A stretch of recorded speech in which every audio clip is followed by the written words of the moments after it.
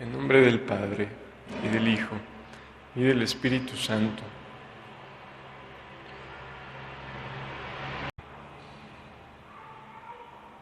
Jesús,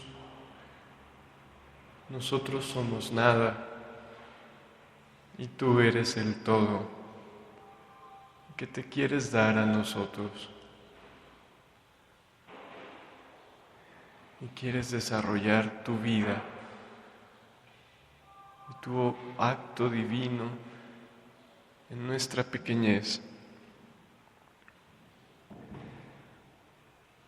Atrae y rapta a todas las criaturas al vivir en tu voluntad, y a nosotros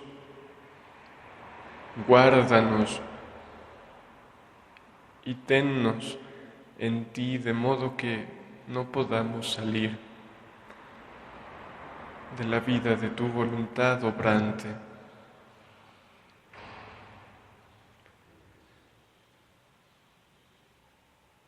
Dios te salve María, llena de gracia, el Señor es contigo. Bendita tú entre las mujeres, bendito el fruto de tu vientre Jesús. Santa María, Madre de Dios, Madre nuestra, ruega por nosotros pecadores, ahora y en la hora de nuestra muerte. Amén.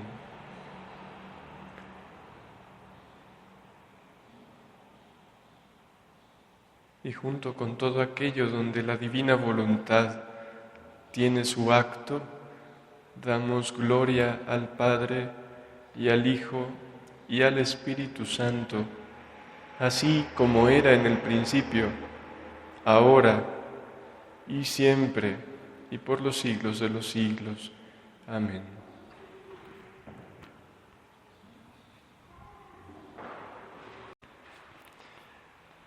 ¿Quién de ustedes está en agonía? ¿Quién de ustedes está en agonía?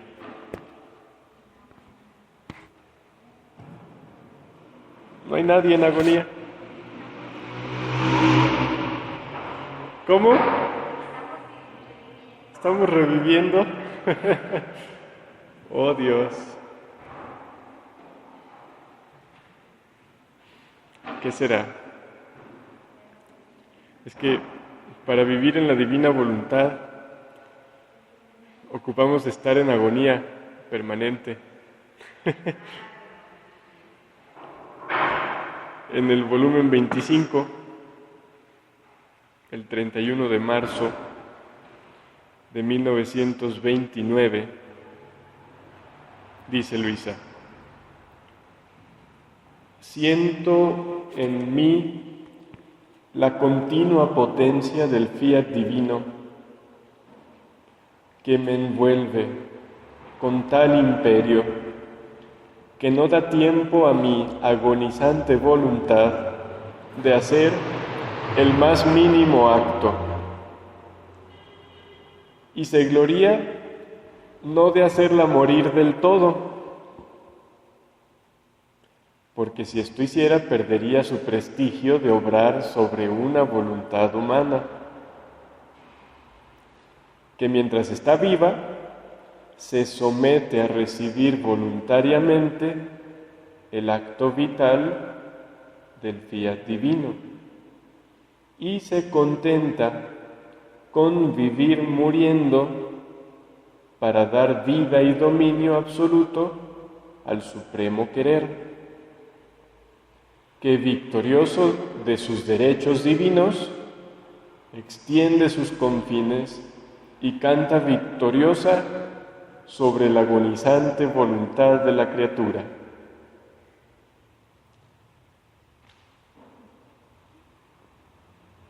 ¿Y qué siente la voluntad humana? ¿Se deprime? ¿Sí se deprime? ¿Dice?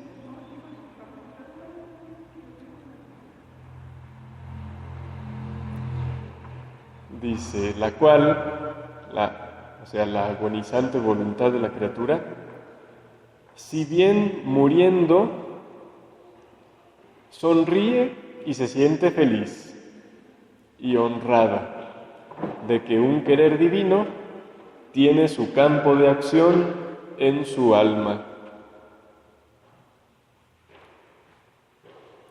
Qué cosas más raras, ¿verdad? Un vivir muriendo que en sí mismo da campo a la perfección de la vida. Qué cosa más rara. Dice Luisa, ahora mientras me sentía bajo el imperio del fiat divino, mi dulce Jesús, moviéndose en mi interior, me ha dicho: pequeña hija de mi querer, tú debes saber que son decretos absolutos de mi fiat divino el tener el primado sobre cada uno de los actos de la criatura.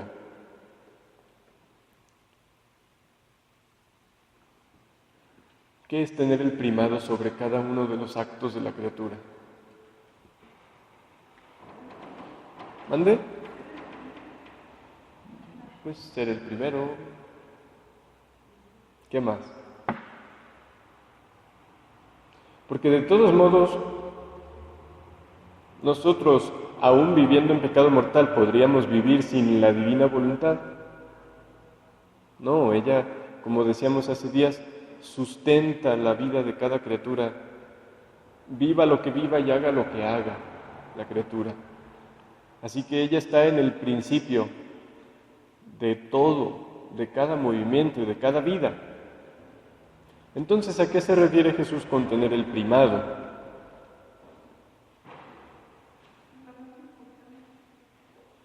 Puede ser. Antes de continuar con este texto, vamos a leer un párrafo de uno del 26 de abril de 1928, del volumen 24, y dice: mi voluntad es acto primero de todos los actos de la criatura. Así que si piensa, si habla, si respira, es ella, su voluntad, la que forma el pensamiento, la palabra, y dándole el respiro, mantiene la circulación, el latido, el calor.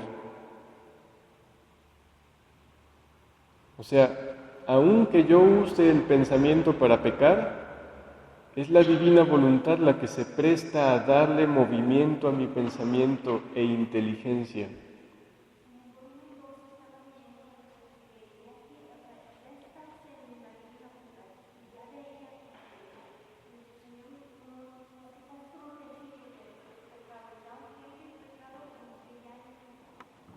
Aquí no está hablando todavía de quien como tal hace vida en el fiat divino, sino en general.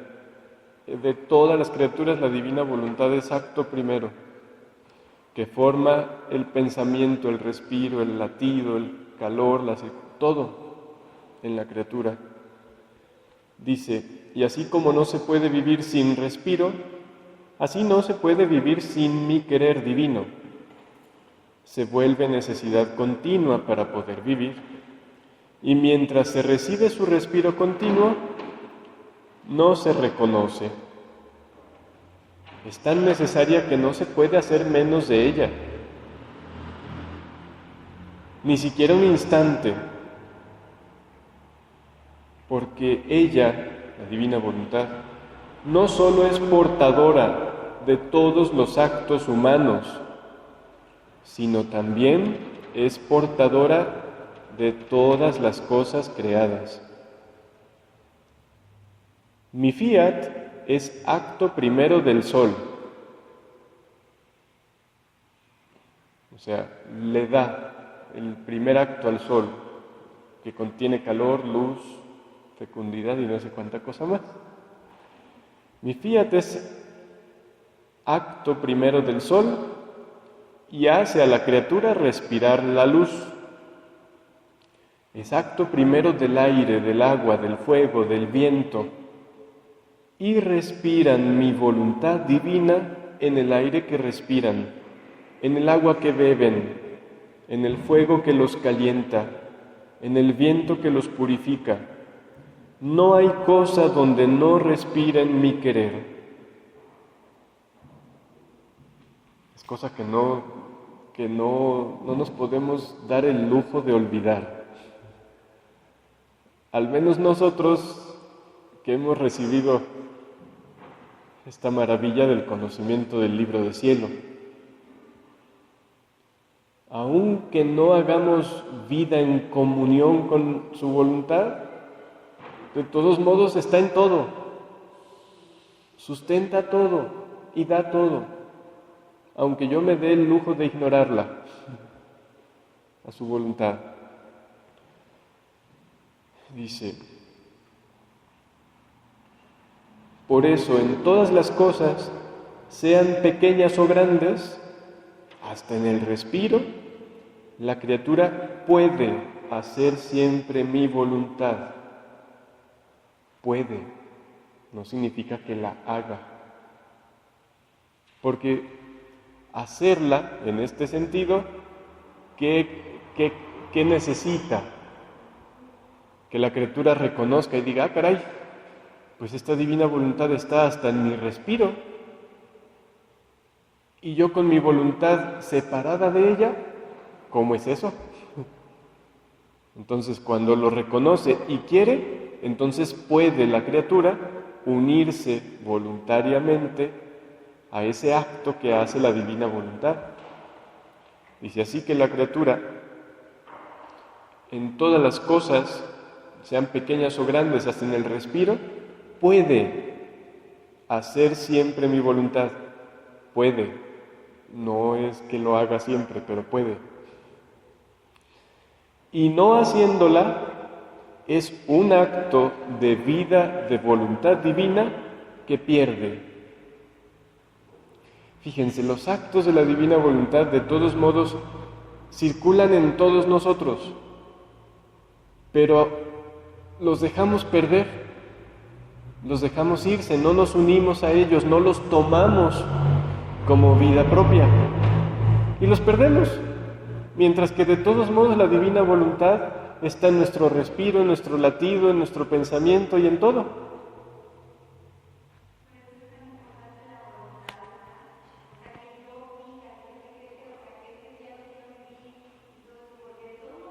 Sí, todo depende de la voluntad humana.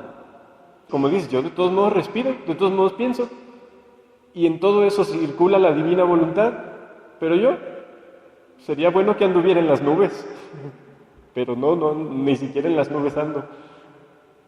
Dice, y no haciéndola es un acto de vida, de voluntad divina que pierde. Es su respiro que sofoca continuamente. Recibe su vida, su respiro de la divina voluntad para convertirlo en humano.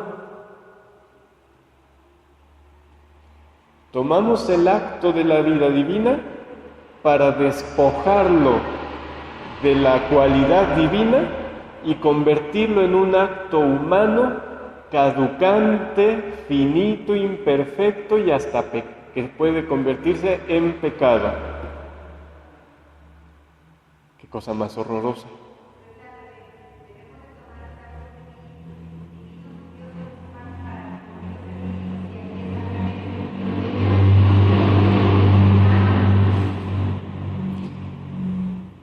Recibe su vida, su respiro para convertirlo en humano, no para ella transmutarse en mi querer divino. ¿Qué? ¿Qué es transmutarse? Podría decir transformarse, pero transformar significa solo cambiar de forma. Transmutarse es algo más que transformarse. Transmutarse es simplemente cambiarse.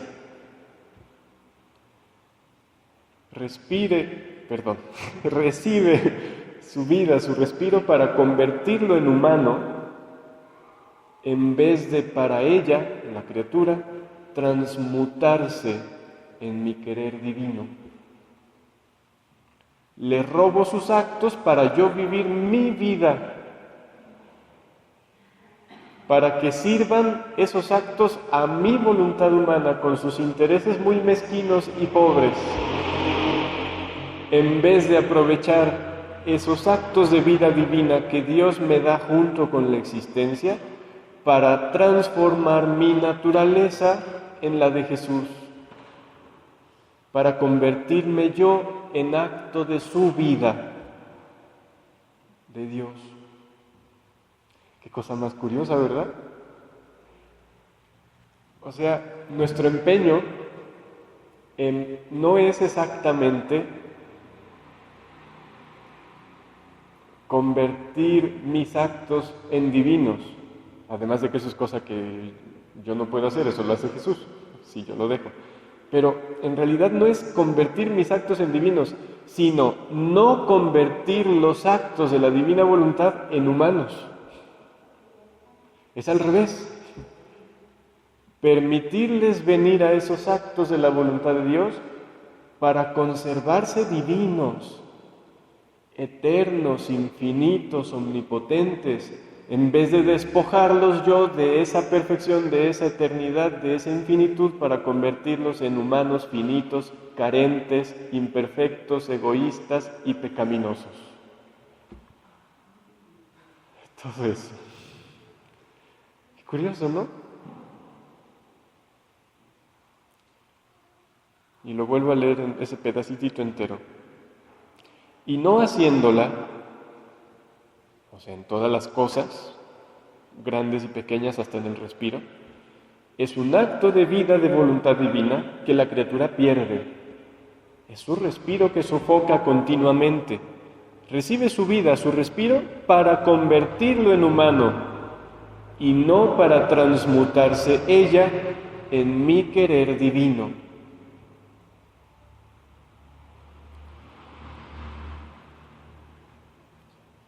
Estirar las perlas. ¿Pero quiénes son los puercos? ¡Ay! La criatura que se hace dominar de voluntad humana, pudiéndose convertir en Jesús. Bueno, eso fue volumen 24, 26 de abril de 1928.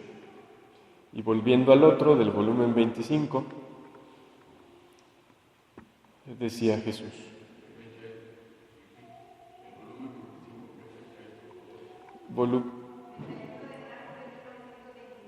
Ese. 31 de marzo de 1929. Volvimos a aquel texto porque Jesús había dicho que ¿qué?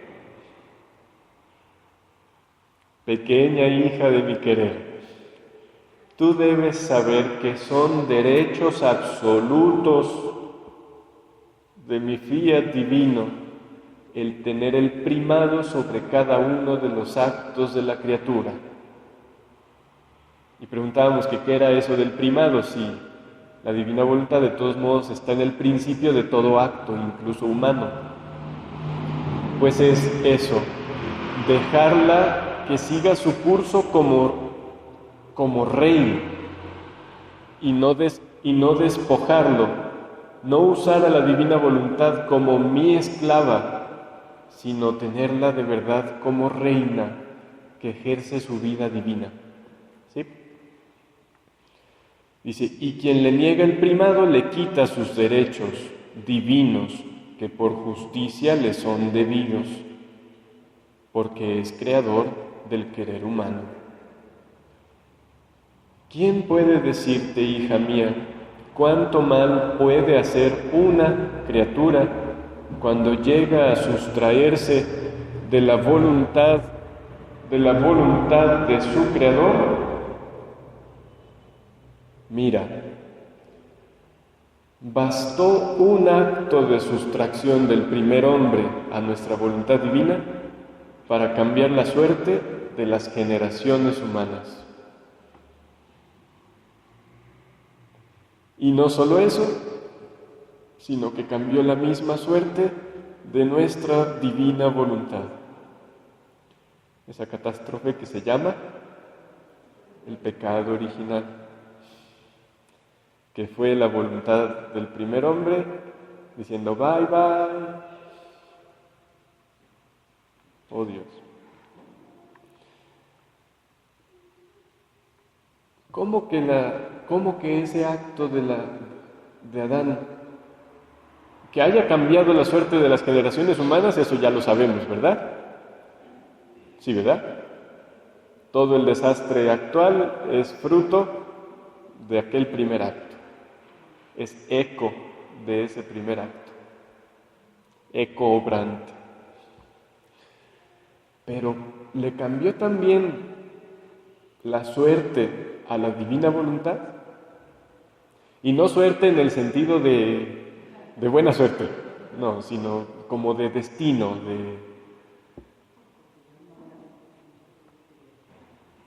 Pues Jesús dijo que sí, dice, cambió la misma suerte de nuestra divina voluntad.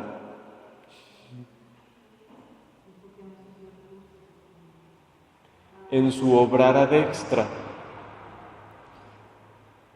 Dice, si Adán no hubiera pecado, el verbo eterno, que es la misma voluntad del Padre Celestial, debía venir a la tierra glorioso.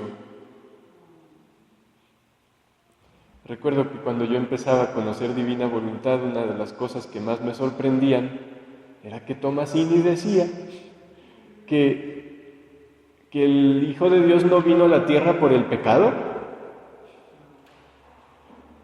Y yo, entonces, ¿para qué tenía que venir si no era por el pecado? Pues porque debía venir, porque la creación fue hecha para Él, y como Rey debía venir a reinar, a tomar su pleno. No le tocaba sufrir, eso no es parte del plan original. Ese es el cambio que nosotros le hicimos. De todos modos iba a venir. Pero, dice el verbo, que debía venir a la tierra glorioso,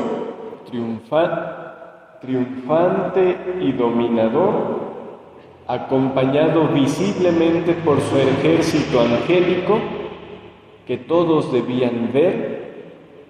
Eso debía suceder un cierto tiempo después de la vida de Adán, o quizá en la misma vida de Adán, porque de hecho no iba a haber muerte. No iba a haber muerte. Entonces, no sé cuánto tiempo después de la creación del hombre, el Verbo Divino debía venir. Y eso sí, la Virgen de todos modos iba a ser su mamá. ¿Cómo? ¿Quién sabe? Pero iba a ser su mamá. Eso también es parte del decreto eterno que no se cambió. Aunque en vez de venir también ella pues tuvo que vivir más bien, pobre, humilde, pequeña, mientras que también ella es reina de todo lo creado, después de su Hijo.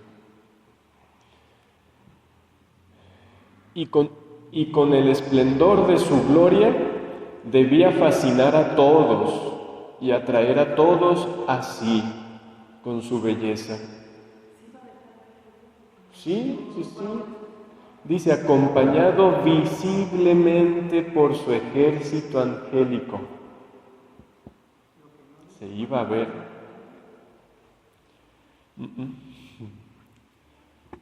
Coronado como rey y con el cetro de mando para ser rey y cabeza de la familia humana.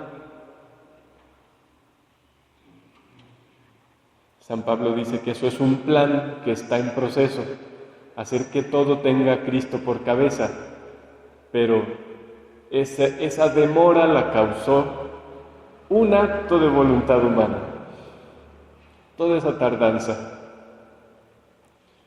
Dice, de modo de darle el gran honor de poder decir a la familia humana, darle este honor, poder decir, tenemos un rey, hombre y Dios. Tenemos un rey, hombre y Dios.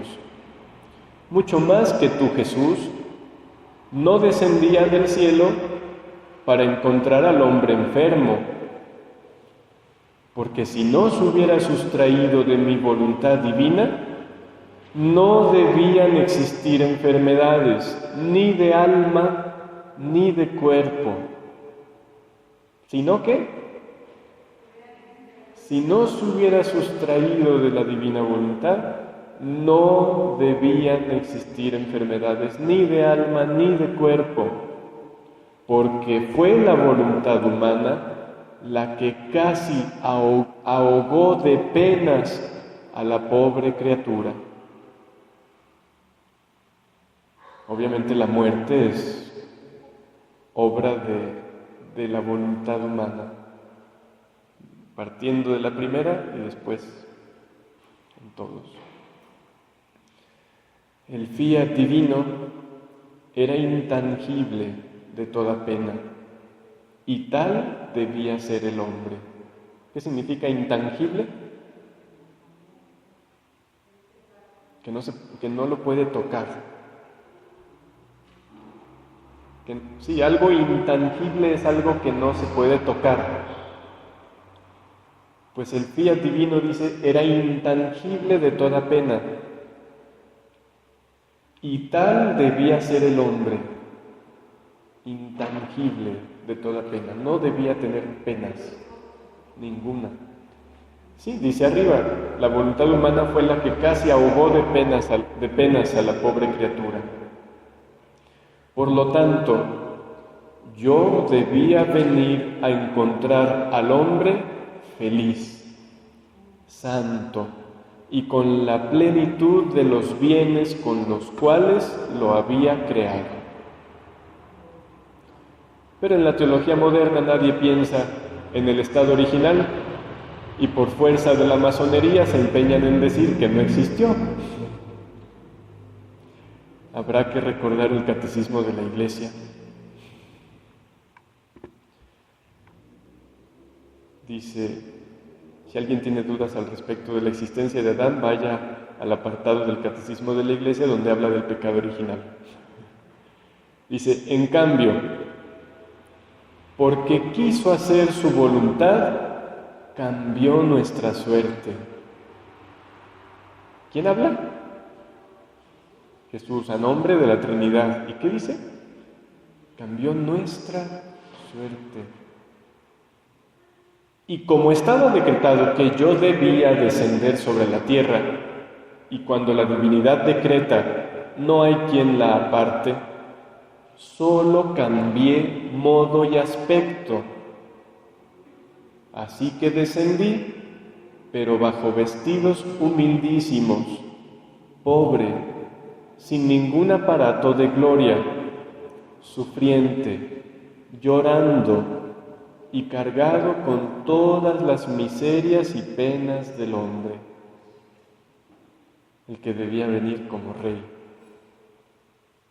como siervo que se echa encima los males de todas sus criaturas. Dice, la voluntad humana me hacía venir a encontrar al hombre infeliz, ciego, sordo y mudo, lleno de todas las miserias, y yo para sanarlo lo debía tomar sobre de mí, y para no infundirle espanto debía mostrarme como uno de ellos, para hermanarlos y darles las medicinas y remedios que se necesitaban.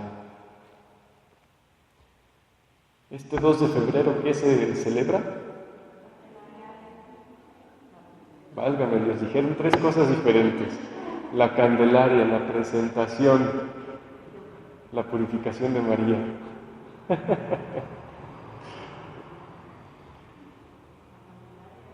¿Por qué la Candelaria?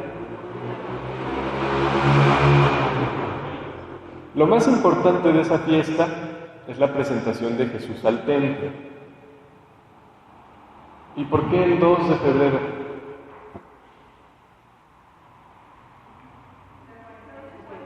Porque Porque ya se bajó la engordada de la Navidad y ya se puede comer tamales.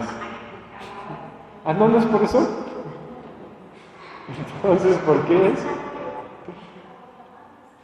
Porque según la ley del Antiguo Testamento, había que presentar a todo primogénito varón al templo 40 días después, una vez que transcurría el tiempo de la purificación de la madre, después del parto.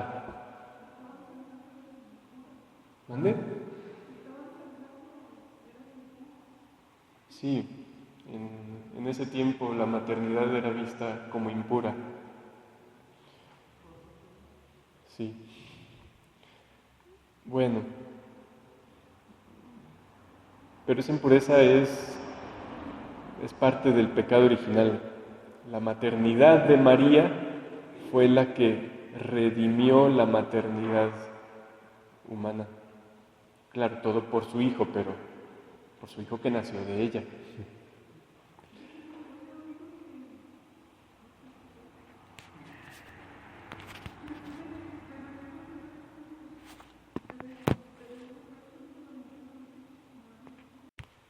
No, yo creo que sí, seguramente sí, porque lo que acabamos de leer dijo Jesús, mi fiat era intangible de toda pena y así debía ser la criatura, intangible de toda pena, así que no habrían tenido a los hijos con dolor, obviamente. Eso es una sentencia después del pecado original. Sí. Sí. Ahora también hay teólogos que afirman que la Virgen tuvo dolores de parto. En la Biblia no hay una sentencia al respecto, como no la hay sobre la Asunción de María ni sobre la Inmaculada Concepción. Pero hasta ahora los santos que yo conozco afirman que no, y los místicos siempre coinciden en que no. Y es que dicen, es que fue una mujer normal, fue humana, sí, pero no tenía pecado original. Y el pecado original no es una cosa cualquiera. Y dicen, pero es que Jesús fue hombre semejante a nosotros en todo menos en el pecado. Sí, pero la verdad es que no es absolutamente semejante, porque por primer lugar no tiene un padre humano. Su concepción fue totalmente un milagro, fuera de las leyes de la naturaleza. Su nacimiento también, como la transfiguración y como la resurrección. Sí. Bueno. Sí. Sí.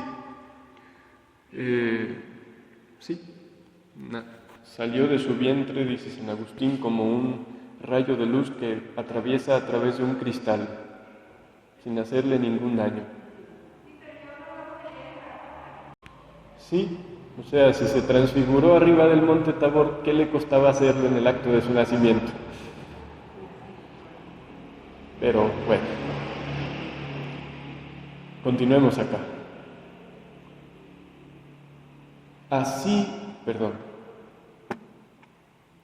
La voluntad humana me hacía encontrar al hombre infeliz, ciego, sordo y mudo, lleno de todas las miserias, y yo para sanarlo lo debía tomar sobre de mí, y para no infundirle espanto debía mostrarme como uno de ellos, para hermanarlos y darles las medicinas y remedios que se necesitaban. Parte de esto fue la presentación. O sea, él no estaba obligado a cumplir la ley. Su madre tampoco. No tenía ninguna necesidad de ir al templo para purificarse. No tenía ninguna impureza. Pero, dice San Pablo en la carta a los Gálatas, capítulo 4, al llegar la plenitud de los tiempos, Dios envió a su Hijo, nacido de mujer, nacido bajo la ley, para rescatar a los que se hallaban bajo la ley, para que recibiéramos la filiación adoptiva. O sea, una ley que a Él no le obliga, pero a la que amorosamente se somete. La ley, ¿por qué existe? Para frenar la voluntad humana rebelde. La voluntad humana de Jesús no es rebelde, Él no ocupa la ley, pero se somete a ella voluntariamente, Él que es el creador de la ley, para rescatarnos a nosotros y darnos la posibilidad de pasar a la gracia y luego al reino de la voluntad divina. Bueno, entonces, por eso fue la fiesta de la presentación, que humilde y amoroso llega allí y pasa inadvertido, solo lo reconoce un viejito y una viejita. Ni siquiera el sacerdote, ¿no?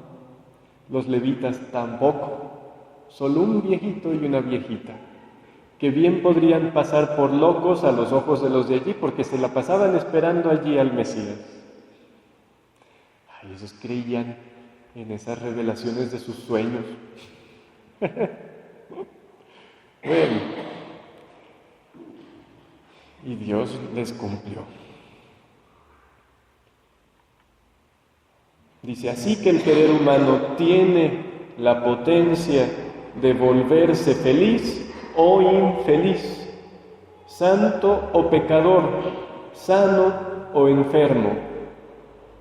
Entonces mira, si el alma se decide a hacer siempre, siempre mi divina voluntad y a vivir en ella, cambiará su suerte y mi divina voluntad se lanzará sobre la criatura, la hará su presa y dándole el beso de la creación.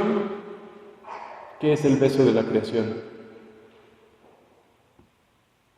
Aquel mismo con el que infundió su aliento en la criatura, infundiéndole vida humana y vida divina, con la plenitud de todos los bienes. Dice aquí, y dándole el beso de la creación, o sea, restituyéndolo a como era en el principio, cambiará aspecto y modo, y estrechándola a su seno le dirá, la divina voluntad a la criatura, pongamos todo a un lado, para ti y para mí han regresado los primeros tiempos de la creación. Todo será felicidad entre tú y yo. Vivirás en nuestra casa como hija nuestra en la abundancia de los bienes de tu Creador.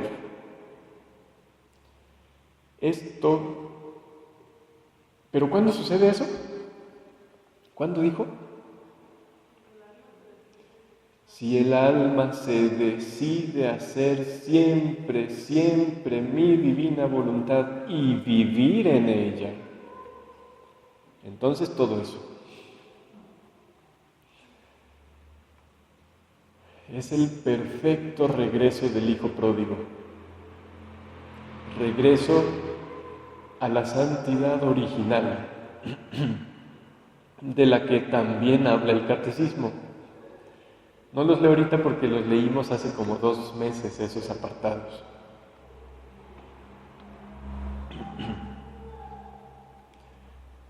Dice, escucha mi pequeña recién nacida de mi divina voluntad. Si el hombre no hubiese pecado, si no se hubiese sustraído de mi divina voluntad, yo habría venido a la tierra. Pero, ¿sabes cómo? Lleno de majestad, como cuando resucité de la muerte. Como cuando resucité de la muerte. De repente, cuando no se conoce la divina voluntad y se escuchan estas cosas, uno dice, ¡ay, suena fantasioso!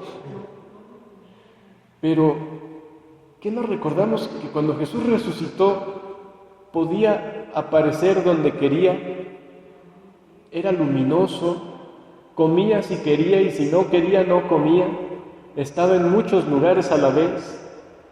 aparecía en los lugares cerrados, mucho más que cuando la transfiguración,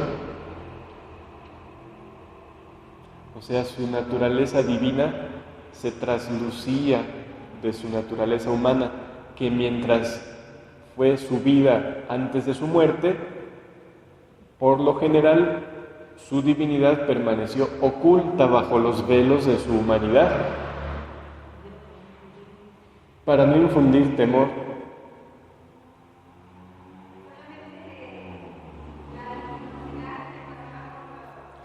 Lo único que le quedó de la pasión fueron las llagas de manos, pies y costado, pero él tenía llagas en todas partes. Quiso conservar esas 5. Dice, lleno de majestad debía venir a la tierra, como cuando resucité de la muerte, que si bien tenía mi humanidad, similar al hombre, unida al Verbo eterno, pero con qué diversidad mi humanidad resucitada era glorificada, vestida de luz, no sujeta ni a sufrir ni a morir, era el divino triunfador.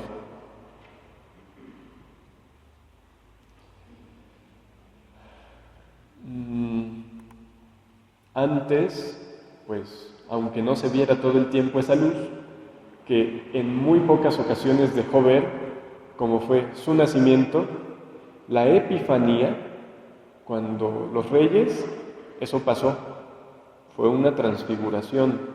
Epifanía significa manifestar encima su divinidad.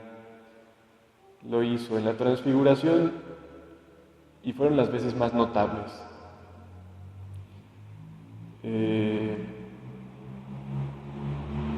Él es la luz, aunque se oculte, es la luz. ¿Por qué a esa fiesta que se celebra el 12 de febrero se le llama de la Candelaria? ¿Qué es Candelaria?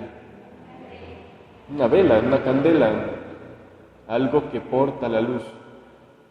Es María esa candela que lleva la luz, que es Jesús.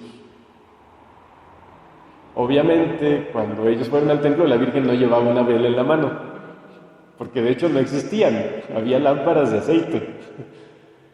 No, eso ya es es un símbolo de cómo María lleva la luz de las naciones. Ella la trae en sus brazos y en su corazón. Por eso es la Candelaria. Bueno, dice, en cambio, mi humanidad antes de morir estaba sujeta, si bien voluntariamente, a todas las penas. Es más, fui el hombre de los dolores. ¿Cómo es que estaba sujeto a las penas? Voluntariamente. No, nunca forzado. Y como el hombre tenía aún los ojos ofuscados por el querer humano, y por eso aún enfermo, pocos fueron los que me vieron resucitado, lo cual sirvió para confirmar mi resurrección. Después subí al cielo para dar tiempo al hombre, ¿de qué? ¿Para qué se fue al cielo? ¿Qué dijo? ¿Adiós mundo cruel? ¿Por qué fue al cielo?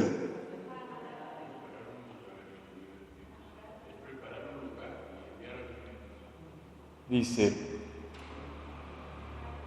después subí al cielo para dar tiempo al hombre de tomar los remedios y las medicinas. ¿Cuáles remedios y medicinas?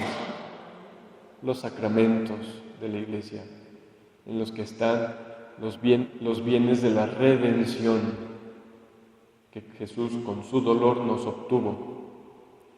Darle tiempo al hombre de tomar los remedios y las medicinas a fin de que curase y se dispusiera a conocer mi divina voluntad, para no vivir de la suya, sino de la mía.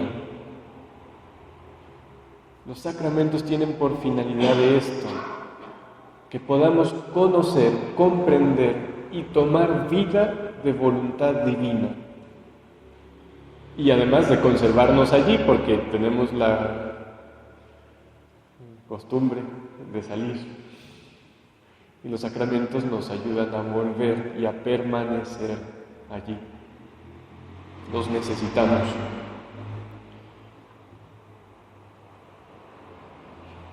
Y así podré hacerme ver lleno de majestad y de gloria en medio a los hijos de mi reino. ¿Cuándo? No lo sé. Obviamente, en la siguiente venida visible del Señor. ¿Cuándo es? No lo sé. Pero el punto es que, dice, podré hacerme ver porque el hombre estará sano. Viviendo en su voluntad el hombre tendrá la capacidad de verlo. Dice que después de la resurrección fueron pocos los que lo vieron, porque la inmensa mayoría pues no quería aceptar la redención que Dios daba. Y fueron pocos verdaderamente. O sea, no fueron los 12 nada más. Fueron muchos discípulos y creo que en una ocasión, según narra Hechos de los Apóstoles, fueron como 5,000. Pero ¿qué son esos en comparación pues, de toda la gente que había? O sea, eran los que creyeron en Él. Dice, entonces, y así podré hacerme ver lleno de majestad y de gloria en medio a los hijos de mi reino, en medio a los hijos de su reino. Ya veremos cómo se cumpla eso, dejando el cuándo a la voluntad de Dios.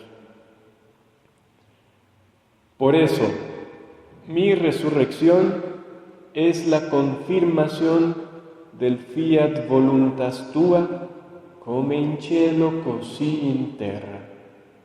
En italiano, como en el cielo, así en la tierra. Después de un tan largo dolor sufrido por mi divina voluntad por tantos siglos, por no tener su reino sobre la tierra, o sea, su absoluto dominio,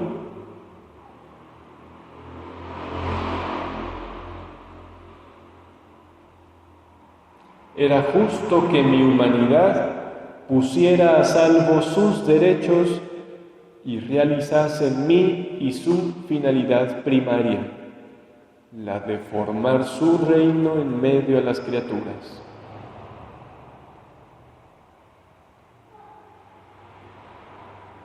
Entonces, la divina voluntad está en todas las cosas, ¿verdad?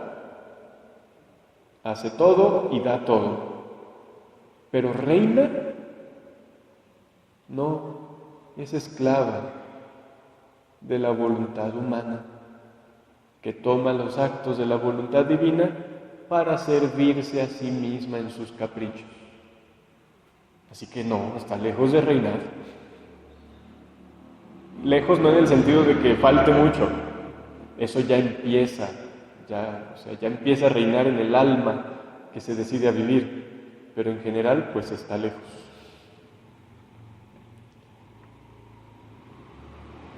Dice,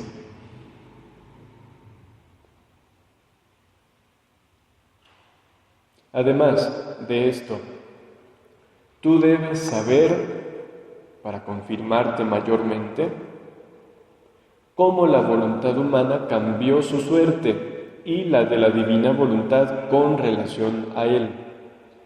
O sea,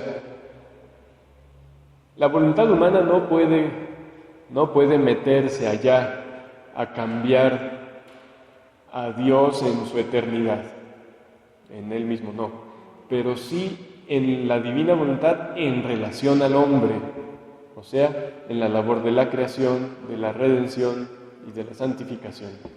Es allí donde le pusimos chamba. Cuando ya tenía todo hecho, llegamos nosotros y sopas para abajo. Y entonces se dio a la labor de hacer aquello que es un decreto que debía hacer, pero le dimos chamba. Dice, en toda la historia del mundo, solo 2 han vivido de voluntad divina sin jamás hacer la suya. ¿Quiénes? Jesús y María. ¿Y Luisa no? Ella sí hizo su voluntad humana al principio. Acuérdense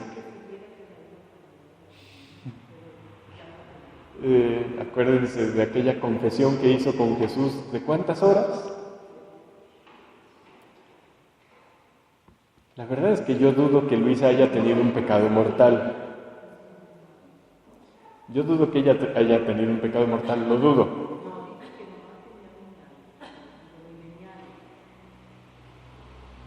Ven, o sea, pero me refiero a su vida entera. Dudo que haya tenido un pecado mortal. Lo dudo. Simplemente aquellos que antes de conocer a Jesús, pues sus caprichos humanos de chiquilla, traviesa, porque dice, hacía impertinencias.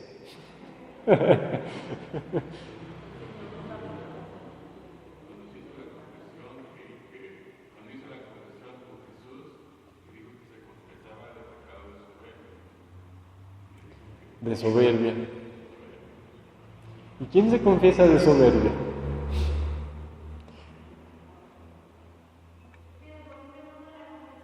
Sí, está en el volumen. Bueno, en toda la historia del mundo, solo 2 han vivido de voluntad divina sin jamás hacer la suya, y fuimos la soberana reina y yo. Y la distancia, la diversidad entre nosotros y las otras criaturas es infinita. O sea, los 2 tienen una naturaleza humana verdadera, pero en un estado de una distancia infinita. Es igual a la nuestra, pero simplemente sin pecado original. Y en la plenitud del primado de la voluntad divina obrante en ellos en cada instante. Si un solo acto de voluntad humana puso patas para arriba a toda la creación, pues los muchos nuestros, dice, tanto que ni siquiera nuestros cuerpos quedaron sobre la tierra. Habían servido como morada al fiat divino, y Él se sentía inseparable de nuestros cuerpos, y por eso los reclamó. Y con su fuerza imperante raptó nuestros cuerpos junto con nuestras almas a su patria celestial. ¿Y por qué todo esto? Toda la razón está en que jamás nuestra voluntad humana tuvo un acto de vida, sino que todo el dominio y el campo de acción fueron solo de mi divina voluntad. Su potencia es infinita, su amor insuperable. Y ya nosotros nos quedamos fregados.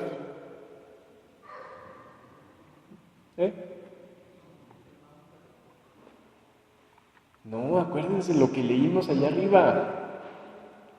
El querer humano tiene la potencia de volverse feliz o infeliz, santo o pecador, sano o enfermo. Si el alma se decide hacer siempre, siempre mi divina voluntad y vivir en ella, cambiará su suerte. Cambiará su suerte, no se queda fregado para siempre. Y mi divina voluntad se lanzará sobre la criatura, la hará su presa y dándole el beso de la creación, cambiará aspecto y modo y estrechándola a su seno le dirá. ¿Qué le dirá? ¿Se acuerdan?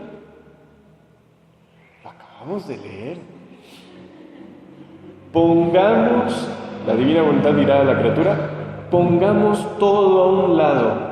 Para ti y para mí han regresado los primeros tiempos de la creación. Todo será felicidad entre tú y yo. Vivirás en nuestra casa como hija nuestra en la abundancia de los bienes de tu Creador. Así que nada de fregados para siempre. Quedarnos fregados para siempre sería un deshonor para el Redentor. Decirle, mira, jaja, no pudiste. Eso no es digno de su potencia divina. Si bien ha necesitado darle tiempo al hombre,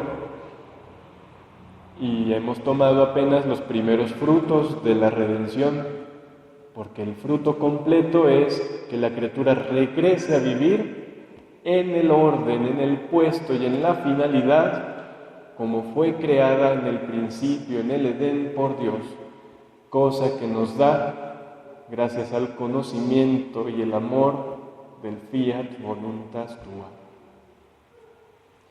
¿Ok?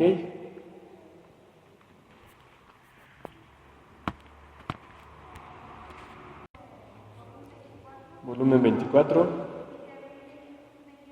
26 de abril de 1928. ¿Sí? A ver, espérenme. No, este que acabo de leer ahorita es volumen 25, 31 de marzo de 1929. El otro era ese que dijiste. Bueno, terminamos ese escrito. Esta es la parte que sigue. Dice Luisa, después de esto ha hecho silencio y yo sentía que nadaba en el mar del fiat y oh, cuántas cosas comprendía. Y mi dulce Jesús ha agregado, hija mía, con no hacer mi divina voluntad, la criatura pone en desorden el orden que tuvo la divina majestad en la creación. Se deshonra a sí misma, desciende en lo bajo, se pone a distancia con su Creador. Si nosotros sentimos a Dios distante y lejano, es porque nuestra voluntad nos tiene distantes y lejanos.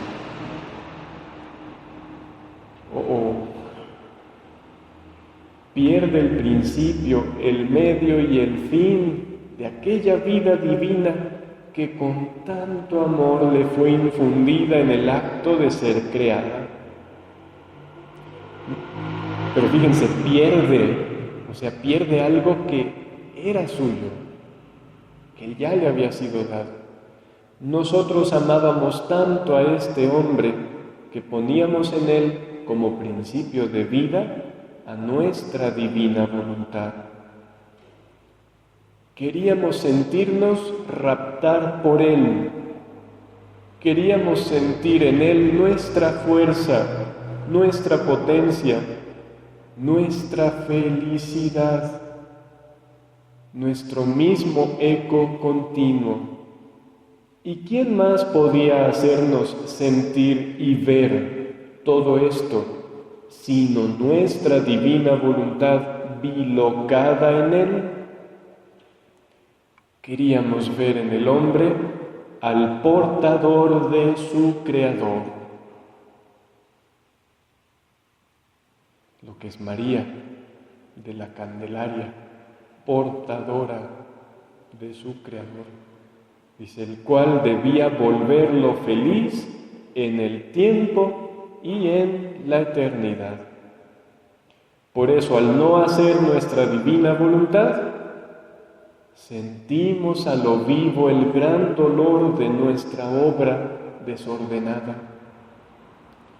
Nuestro eco apagado, nuestra fuerza raptora que debía raptarnos para darle nuevas sorpresas de felicidad, se convirtió en debilidad. En suma, se trastornó. He aquí por qué no podemos tolerar tal desorden en nuestra obra. Y si tanto he dicho sobre mi fiat divino, es propiamente esta la finalidad, que queremos poner al hombre en el orden, a fin de que regrese sobre los primeros pasos de su creación y corriendo en él el humor vital de nuestro querer, forme de nuevo a nuestro portador. ¿Quién es ese portador? El hombre. Nuestra morada sobre la tierra, su y nuestra felicidad. El querer divino, corriendo libre y obrante en la criatura, formará en el hombre la morada permanente, completa de Dios, y su y nuestra felicidad. Pues está bueno, ¿verdad? Pero eso, porque todo eso lo debemos a la obra de la redención, que consistió en triturar al Hijo de Dios y traspasar el corazón de la Inmaculada, como le dijo Simeón a la Virgen. ¿Qué le dijo? Y a ti misma una espada te atravesará el alma. Una espada.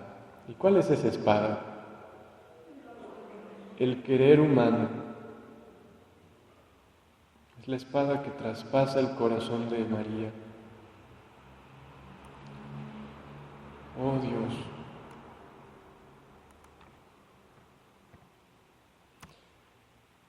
Fíjense, estaba leyendo en la mañana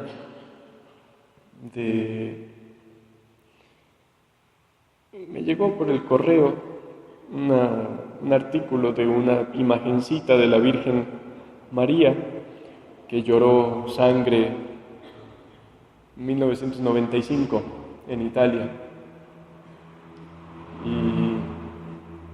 Pero el día que empezó a llorar fue un 2 de febrero. Sí. Me sorprendió darme cuenta de que esa imagencita, bueno, es una estatua de la Virgen María como se les aparece en Medjugorje.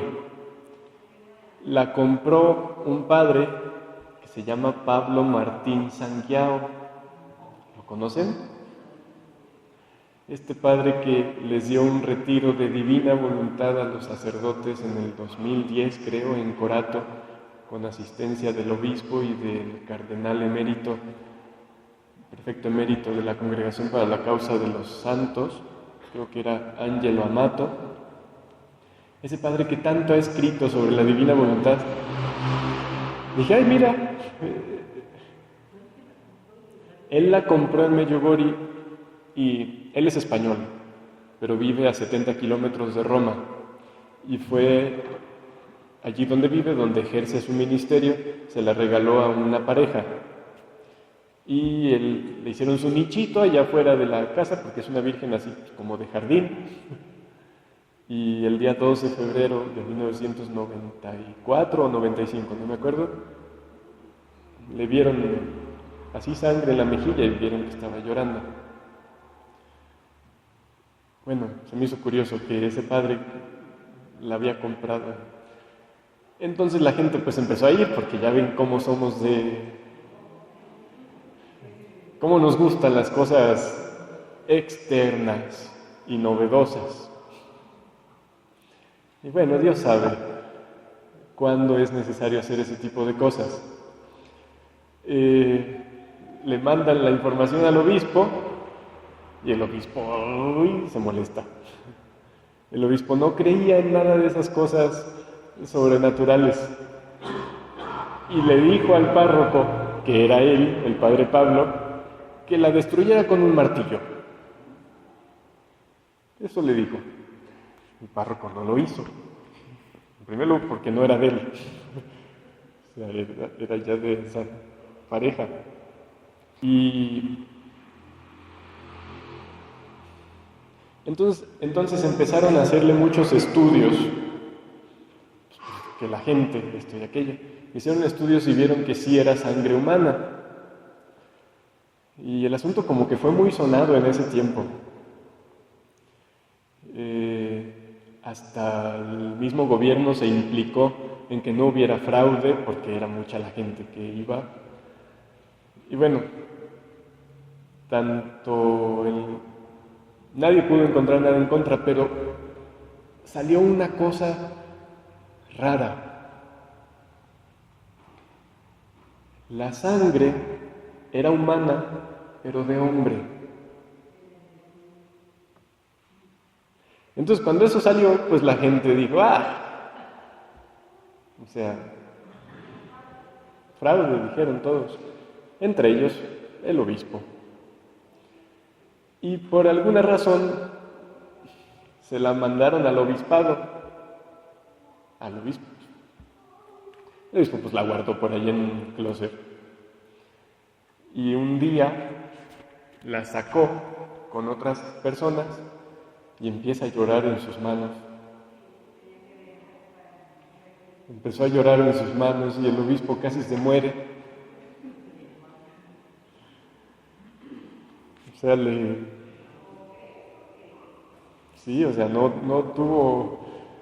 le quedó de otra. Sin embargo, no lo hizo público ese mismo día. Fue días, semanas después, cuando decidió hacerlo público. Pero dice él, el obispo, casi desmayado, me siento sobre una silla. He corrido el riesgo de morir por el dolor. He corrido el riesgo de morir por el dolor. He sufrido un shock tremendo que me ha dejado desfallecimiento incluso en los días siguientes. Enseguida, por instinto, he pedido a María mi conversión y el perdón de mis pecados. El obispo. Sí, o sea, un obispo muy cerrado a todas las cosas sobrenaturales. Dice, yo esperaba que me llegara de Roma la orden de acabar con todo eso, pero de Roma me decían que tuviera paciencia y que analizara. Entonces ya después él da su veredicto. La misma ley dice, aquí no hay fraude. Un juez dice, no hay fraude ni intento de engaño de nadie. Y el obispo dice, pues bueno, es cosa sobrenatural, no puedo decir menos.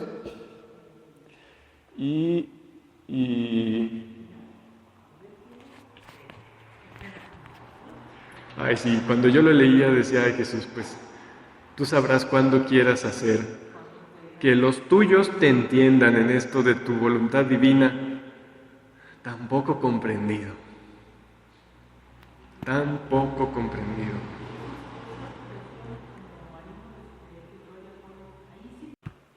Entonces vamos a leer un pedacito de la misma lectura del volumen 24 del 26 de abril de 1928, solo que está antes. Y dice Luisa, seguía mi giro en el Fiat para acompañar todo lo que había hecho Jesús en la redención. Y pensaba entre mí, ¿cómo habría querido hacer lo que hacía la soberana mamá cuando estaba con Jesús? Porque ciertamente seguía todos sus actos. La Virgen seguía los de Jesús. No dejaba que se escapara nada. Mientras esto y otras cosas pensaba, mi siempre amable Jesús ha agregado, hija mía, es cierto que nada se le escapaba a mi mamá, porque todo lo que yo hacía y sufría resonaba como eco profundo en el fondo de su alma. Aquello de guardaba todo en su corazón no es solo el recuerdo de las palabras de Jesús. Guardaba todo lo que Jesús hacía, guardaba la misma vida de Jesús. Y es por eso que sus lágrimas son las de Jesús. Como dijeron los teólogos en esa lacrimación que hubo en Italia, no hay problema para interpretar que ella con sus lágrimas nos muestra que la sangre redentora es la de su Hijo y que ella está íntimamente unida con Él. Eso dijeron los teólogos. Después de que el obispo dijera, no, pues sí es cierto, me consta. Entonces, sí le dolió, como una iluminación de conciencia fuerte. Dice, porque todo lo que yo hacía y sufría resonaba como eco profundo en el fondo de su alma, y ella estaba tan atenta para esperar el eco de mis actos, que quedaba sellado en ella el eco con todo lo que yo hacía y sufría. ¿Se acuerdan que hace días hablábamos del eco? Que no es solo un sonido que va y viene, sino que es un eco obrante, creante, que lleva la vida de Jesús, la vida de la voluntad divina. Y la Virgen atenta siempre a guardar todo eso, a recibirlo. Dice, y la soberana reina emitía su eco en el mío y lo hacía resonar en el fondo de mi interior, de modo que entre ella y yo eran torrentes que corrían de luz, de amor, que descargaban el uno en el otro, y yo hacía el depósito de todos mis actos en su materno corazón. Eso significa que María sea el arca de la alianza. La alianza es Jesús, la vida de Jesús, y María es la que lo guarda.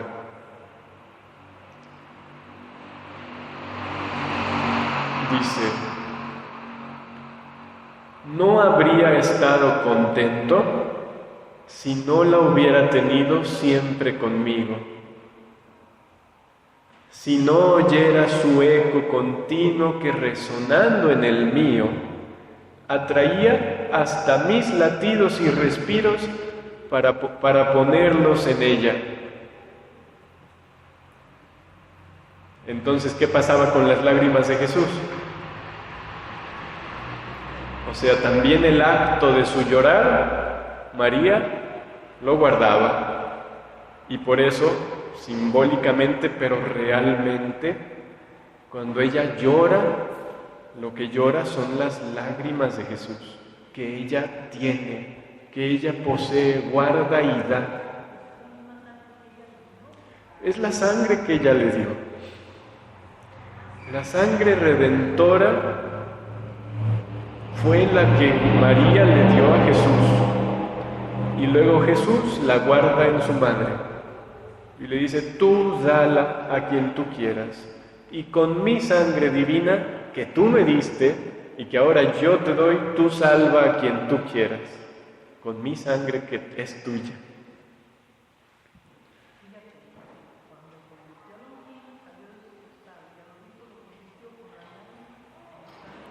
Sí, dice mi tía, a Longinos lo convirtió la sangre que brotó del costado, del cuerpo muerto de Jesús. Al obispo lo convirtió la sangre de Jesús que brotó de una estatua muerta de su madre.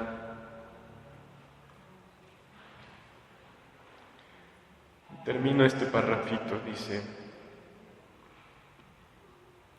así como no habría estado contento si desde entonces no te tuviera a ti. Se lo dice a Luisa, pero a partir de Luisa, a quien quiera vivir en la divina voluntad.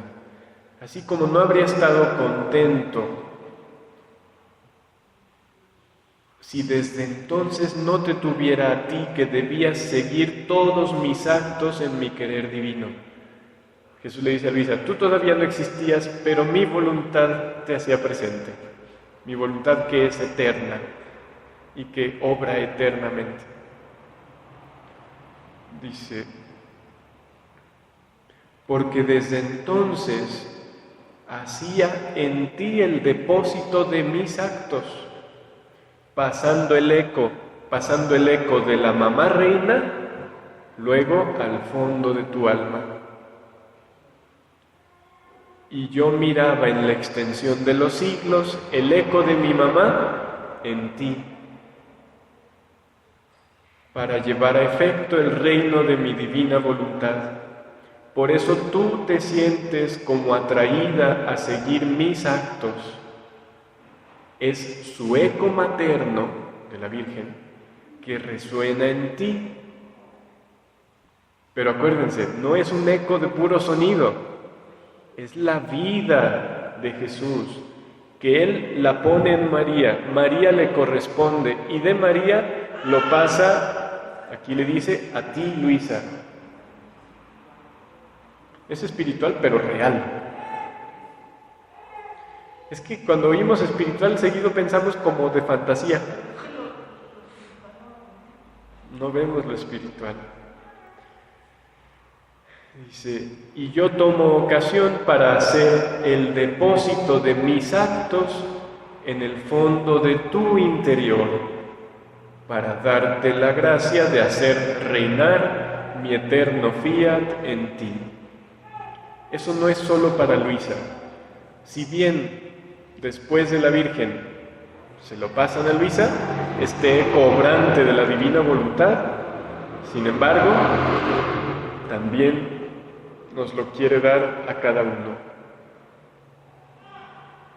¿Qué no le decimos, Jesús, dame tus ojos, dame tus lágrimas? Con esa lacrimación Jesús mostró cómo es un hecho, que cuando el alma se abre a recibir el obrar de Jesús, es un hecho que lo tiene.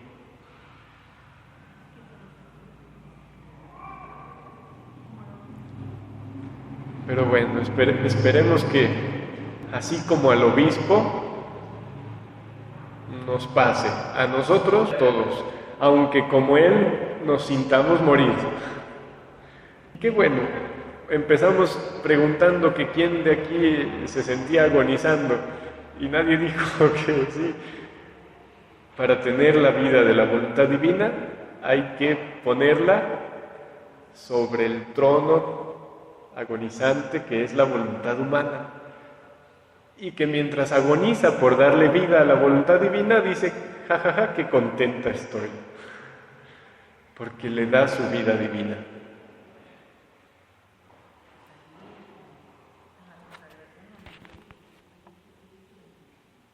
Sí.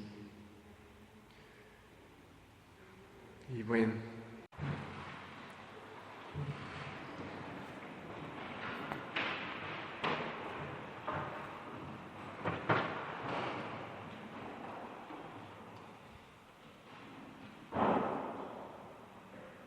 Tierna Madre mía, tenme siempre en ti, guárdame en tu fiat, hazme en el vivir, corazón inmaculado, envuélveme en tu luz, ten mi alma entre tus manos, guarda en mí a Jesús. Sí, Madre nuestra, tennos en tu corazón, rodeados de esa luz que tú tienes, portadora de la luz eterna, que nos lo traes y nos lo das. Guarda en nosotros a Jesús, como lo tienes tú, todo tuyo, para darlo a quien tú quieras. Jesús se ha dado en tu poder desde su encarnación y para siempre, porque lo que Él da no lo quita jamás. Y Él se dio todo a ti para que tú puedas darlo a tus hijos. Tu delicia del eterno, ternura de Dios, tu sonrisa de los cielos, Madre del amor. En nombre del Padre, y del Hijo, y del Espíritu Santo. Amén.